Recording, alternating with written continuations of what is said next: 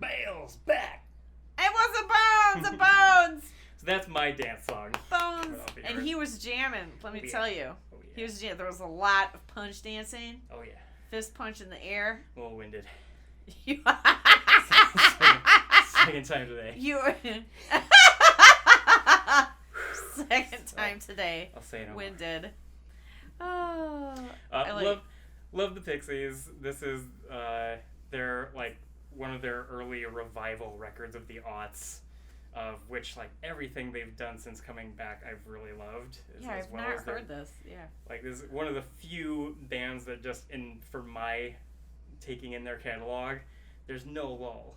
I just really love everything they've done, and even for some of my other favorite bands, that is not the case. Almost everyone I love has a record that I kind of go, ugh, I think I'm gonna pass on that one. The Pixies is it's all solid, and that's their screaming back to life track for me. I like it. Yeah, I've not heard that. That's our We're Still rocking this hard song. We're still the Pixies. I have to check on their ages, but they were probably around 50 when they recorded that. I was okay, Frank Black's not mellowing at all. No, that's good to know. I don't think he could. Maybe, I don't know. I don't know what he's doing right now. His solo stuff is very different. Really? But it's nice to see that he's still capable of that, and he still does entire records with that vibe. That is cool. With the Pixies. I have not checked into the Pixies much post 90s.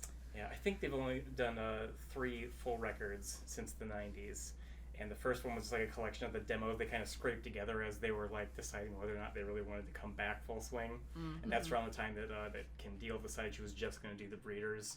Oh, okay. I think that split was pretty amicable compared to the legendary breakup by Fax in the 90s.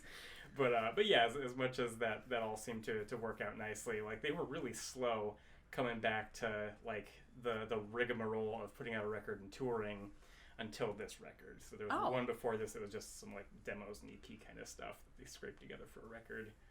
And this was their nope, we're doing this. We're doing this for real. Well then. Here's a whole album. We're going to tour forever. Here's a whole album.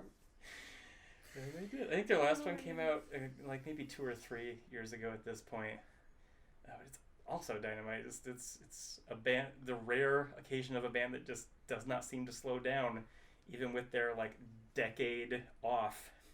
Yeah, they came back just as they were. I don't know any of this at all. That would be interesting to listen to because I have not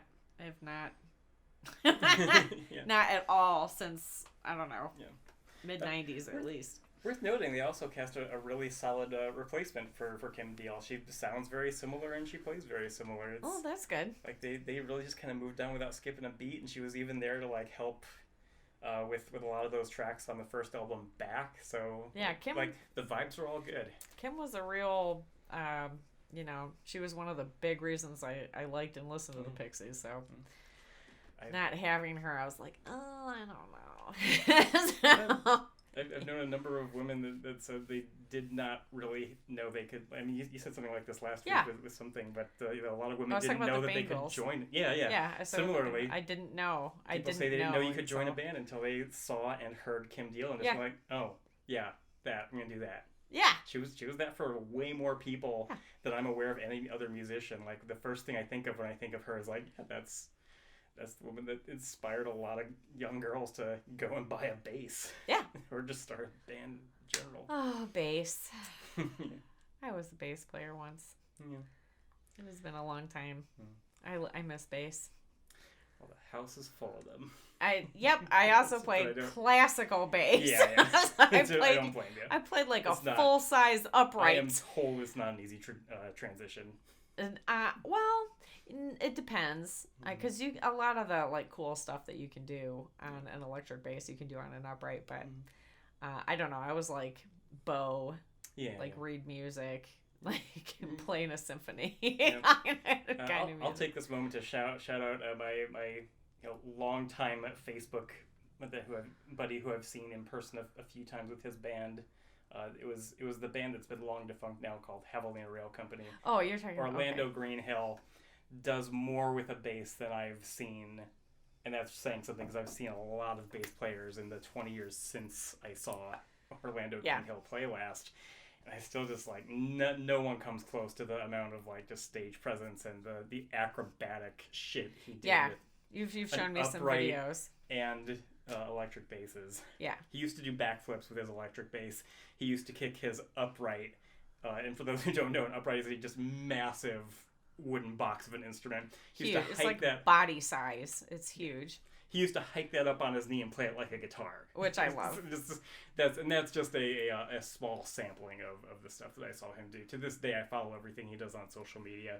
We don't really have any kind of interaction outside of like quick hellos, but I follow everything that guy does because I've just never seen anyone do more with an instrument. If you have a good bass player in your band, your band is more likely to be solid. You got a good foundation there if you've got a solid bass player. Love bass. It's my favorite. I feel like I have to mention this. I've been watching a lot of little like tutorial videos and things from this older metal guy named Glen who's a producer. And he never misses an opportunity to shit on bass players. Because the fact is, the way he describes his distaste is true. For the most part, young bands tend to cast the guy who's least likely to practice to play bass. And you really need the opposite approach. Because that's an instrument that is, at least for like metal people, which is what Glen Fricker's mostly talking to. Right. For metal people, the bass is infinitely more important. Right. Than most of what else is going on. Like, that is the absolute center of that sound. You need your best musicians on drums and bass. Like, that together, particularly for that genre, is essential. And so many bands just go like, all right, we got two good guitar guys. The third guitar guy we're going to make play bass because he's not like, good. Whatever. And he's out of it and drunk and stoned all the time. He's not going to practice. So, of course, that band's not going anywhere without a good bass player. No. Yeah, we've talked about that before. You gotta have a good bass player. I could talk all day about bands whose like entire genius is centered on the bass player. Yeah.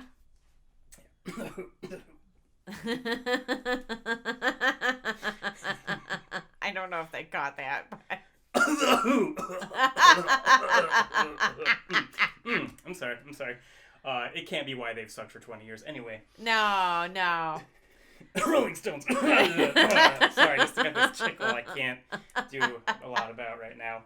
What do we got coming up next, babe? We've got a very long song. All right. I love. I need a break to clear my throat. What? I need a break to clear my throat. Yeah, you're gonna have to go gargle about it. Yeah. Nirvana, baby. Baby, you gonna be okay? I'm okay. You choking? You be okay? Right. Yeah. He's not gonna make it. No, fine. Baby.